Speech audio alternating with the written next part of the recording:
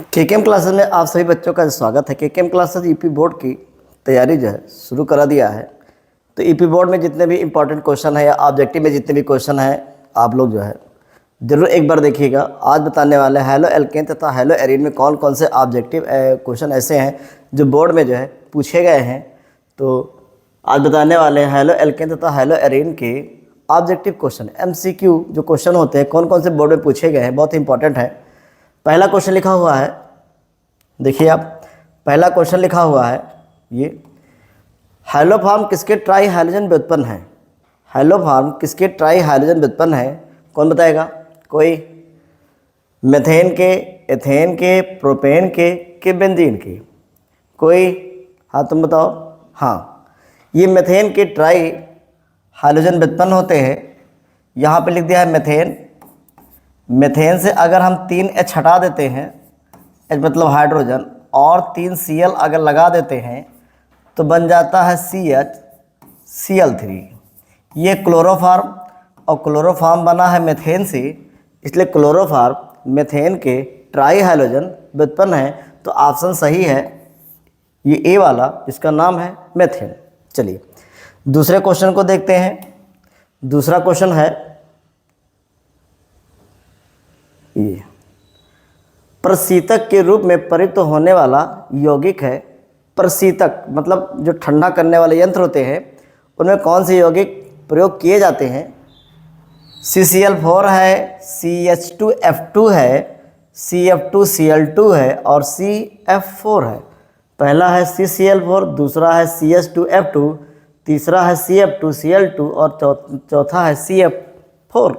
चलो दिमाग लगाओ, इनमें से कौन हो सकते हैं? जो ठंडा करने वाले यंत्र है उनमें से कोई ना कोई एक यौगिक जो है निकलता है या पाया जाता है। ये ऐसा है, प्रशीतक मतलब ठंडा करने वाले। हाँ कौन? ये क्लोरोफ्लोरोकार्बन, इसे फ्रेयान कहते हैं। ये फ्रेयान 12 के नाम से जाना जाता है। फार्मूला है CF2Cl2। ये ओजोन परत को जाके जो है हानि पहुंचाता है। तो ऑप्शन सही है इसी थर्ड वाला, CF2Cl2 क्लोरोफ्लोरोकार्बन अर्थात फ्रेयान 12। ठीक, अगला क्वेश्चन देखते हैं क्या कह रहा है। अगला क्वेश्चन कह रहा है क्लोरोफार्म ऑक्सीकरण पर देता है। मतलब क्लोरोफार्म का अगर मैं ऑक्सीकरण करा देता हूँ तो कौन सा यौगिक देगा, ये बताना है। ठीक है, क्लोरोफार्म का अगर मैं ऑक्सीकरण करा देता हूँ तो कौन सा यौगिक देगा, ये बताना है। पहला है फाजीन, दूसरा है फार्मिकम, तीसरा है फार्मिल क्लोराइड, चौथा है यहाँ पर मेथिल क्लोराइड। आपको बताना है फाजीन देता है कि फार्मिक अम्ल देता है कि फार्मिल क्लोराइड देता है कि मेथिल क्लोराइड देता है। हाँ दिमाग लगाइए। ठीक, हाँ तुम बताओ। ठीक, अब आप देखिए क्लोरोफार्म होता है CH Cl3। इसका ऑक्सीकरण अगर करा देता हूँ O2 से, और इस सनलाइट की उपस्थिति में, ये सूर्य का प्रकाश जो है तो बन जाता है ये COCl2। ये COCl2 plus H2O plus HCl करके निकल जाता है ये। ठीक, तो ये जो बना हुआ है CaCl2 COCl2, इसी को कहते हैं फाजिन गैस। इसका जब ऑक्सीकरण कराता हूँ तो ये बन जाता है, ये फाजिन गैस है। ठीक, अब फाजिन गैस कैसे बना है ये आपको जानना है। ये फाजिन गैस है तो आंसर कौन सही है हमारा? ये से फाजिन गैस। इसका मतलब क्लोरोफार्म का अगर मैं ऑक्सीकरण कराता हूँ तो बन जाता है फाजिन गैस। इसका फार्मूला होता है COCl2, इसका दूसरा नाम कार्बोनिल क्लोराइड होता है। ठीक, चलिए अगला देखता हूँ। लिखा क्लोरोपिक्रिन है, क्वेश्चन में लिखा है क्लोरोपिक्रिन है CCl3HNO2 CCl3NO2 CCl2NO2 का होल ट्वाइज CCl2H2NO2 क्लोरोपिक्रिन। ये क्लोरोफार्म है। इसकी अपक्रिया जब नाइट्रिक अम्ल से करा देते हैं, नाइट्रिक अम्ल से, नाइट्रिक अम्ल कहीं भी अगर लिखा हो तो आप समझो लिखा होता है HONO2 लिखा होता है। ये OH इस H को ले जाएगा और बना देगा H2O, तो ये बन जाएगा CCl3 और यहाँ बनेगा NO2 और यहाँ से निकल जाएगा H2O। इसी को कहते हैं क्लोरोपिक्रिन। CCl3 NO2 को कहते हैं क्लोरोपिक्रिन। तो देखिए अब आंसर कौन सही है, ये सही है। अगर देखा जाए तो आंसर सेकंड वाला सही है, ये क्लोरोपिक्रिन। ठीक, क्लोरोपिक्रिन क्या होता है, ये सब है। ठीक, अगला देखते हैं। क्वेश्चन नंबर 5 लिखा है, ये फाजिन है। फाजिन जो गैस है उसका फार्मूला क्या है, PS3 है कि POCl3 है कि CS2 है कि COCl2 है। फाजिन गैस है, कौन सा है, तो ये ऑप्शन नंबर डी सही है। इसे कहते हैं फाजिन गैस। इसका दूसरा नाम होता है कार्बोनिल क्लोराइड। तो ऑप्शन नंबर डी सही है, जिसका नाम है फाजिन गैस और दूसरा नाम है कार्बोनिल क्लोराइड। ठीक है, कुछ समझ में आ रहा है। ठीक, ऑब्जेक्टिव जो है सावधानी से देखिएगा। कह रहे RMgX तथा जल की क्रिया से बनता है। RMgX तथा जल की क्रिया से क्या बनता है। अब आपको 4 ऑप्शन आपके सामने दिए हुए हैं, आपको पता लगाना है कौन सा ऑप्शन इसमें सही है। RR, RH, RX कि ROH। आपको बताना है कि डाई एल्किल बनता है कि एल्केन बनता है कि एल्किल हालाइड बनता है कि एल्कोहल बनता है।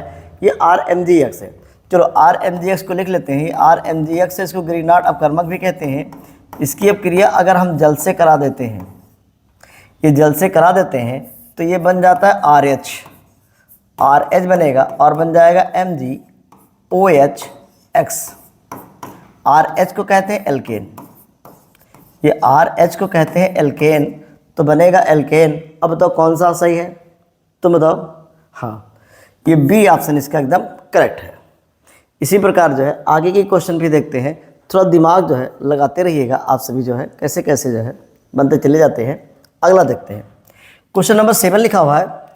ये क्वेश्चन नंबर 7 को अगर देख ले, लिखा है क्लोरोफॉर्म प्रकाश की उपस्थिति में वायु द्वारा धीरे धीरे ऑक्सीकृत होकर बनाता है। क्लोरोफॉर्म प्रकाश की उपस्थिति में वायु द्वारा धीरे धीरे ऑक्सीकृत होकर बनाता है। क्या बनाता है, अब दिमाग लगाओ। अब इससे पहले वाला क्वेश्चन आ चुका है, तो क्लोरोफॉर्म देख लेते हैं। लिख दिया CaCl3 वायु द्वारा ऑक्सीकृत हो रहा है और किसकी उपस्थिति है, कह रहे हैं प्रकाश की उपस्थिति है।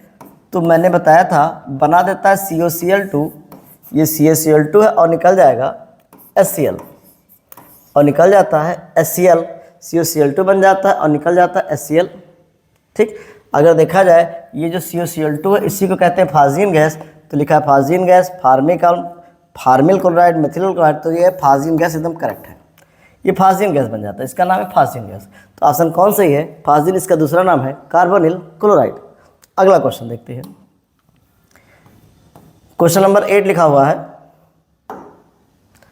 हेलोएरिन में CX बॉन्ड, जो हेलोएरिन में CX आबंध है वो कार्बन का संकरण होता है। मतलब जो CX आबंध है कि कार्बन का संकरण होता है sp3, sp2, sp या sp3d। अब हेलोएरिन अगर देखा जाए तो हेलोएरिन में ऐसे जो लिखा हुआ है, इसका मतलब कार्बन के 3 हाथ और ऐसे हैं, इस पर कुछ भी हो सकता है। H अगर रखते हैं ऐसे आप, ये तो इसमें आप गिने सिग्मा बांड। इसमें अगर सिग्मा बांड गिन लेते हैं तो 1 sigma bond, 2 sigma bond, 3 sigma bond, 4 sigma bond. अगर 4 सिग्मा बांड है तो इसका जो संकरण होता है मैंने बताया था sp3 होता है। 4 सिग्मा बांड अगर है तो इस पर जो संकरण होगा sp3 होगा। तो ऑप्शन जो है sp3 एकदम करेक्ट है, ये ए ऑप्शन एकदम करेक्ट है। ठीक, अगला क्वेश्चन है, कह रहे हैं ये एल्कीन दिया हुआ है, असम्मित एल्कीन है। ये असम्मित एल्कीन है, जो प्रोपीन है इस पर HBr कराए दे रहे हैं अपक्रिया, और बेंजाइल पेरोक्साइड है। अगर बेंजाइल पेरोक्साइड है और कहीं असम्मित एल्कीन है तो एंटी मार्कोनी काप का नियम है। एंटी मार्कोनी काप के नियम पर रेड वाला भाग उस कार्बन कार्बन परमाणु से जुड़ता है जिस पर हाइड्रोजन परमाणु की संख्या अधिक होती है। कार्बन कार्बन डबल बॉन्ड के उस कार्बन परमाणु से जुड़ता है जिस पर हाइड्रोजन परमाणु की संख्या अधिक होती है। यहाँ पर 2 लिखा हुआ है, तो ये Br इस पर जुड़ जाएगा। Br अगर इस पर जुड़ जाएगा तो ऐसे बनाएगा, ये क्या आएगा, CH3 CH सिंगल बॉन्ड बनेगा यहाँ पर आएगा H CH2 और यहाँ पर CH2 आ जाएगा Br।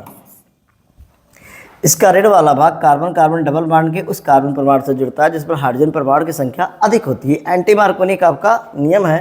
तो आप देखते हैं कौन सा बनेगा। ये ऑप्शन सही है, ऑप्शन नंबर ये CH3 CH2 CH2 भी आ रही है, ऑप्शन नंबर बी एकदम करेक्ट है। अगर पूछा जाए कौन सा नियम है, सर ये एंटी मार्कोनी का आपका नियम है। कौन सा नियम? एंटी मार्कोनी का आपका नियम है। इसमें कोई पेरोक्साइड, कार्बनिक पेरोक्साइड जैसे बेंजाइल पेरोक्साइड है, इसकी उपस्थिति में अगर कहा जाता है तो उसका रेड वाला भाग कार्बन कार्बन डबल बॉन्ड के उस कार्बन परमाणु से जुड़ता है जिस पर हाइड्रोजन परमाणु की संख्या जो है अधिक होती है। ये सही है।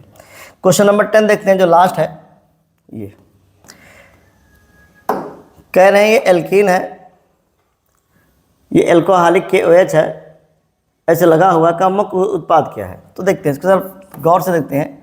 CH3 सिंगल बॉन्ड CH, ये CH होगा, ये CH2 गलत लिख दिया है, यहाँ पे CH कर दीजिए।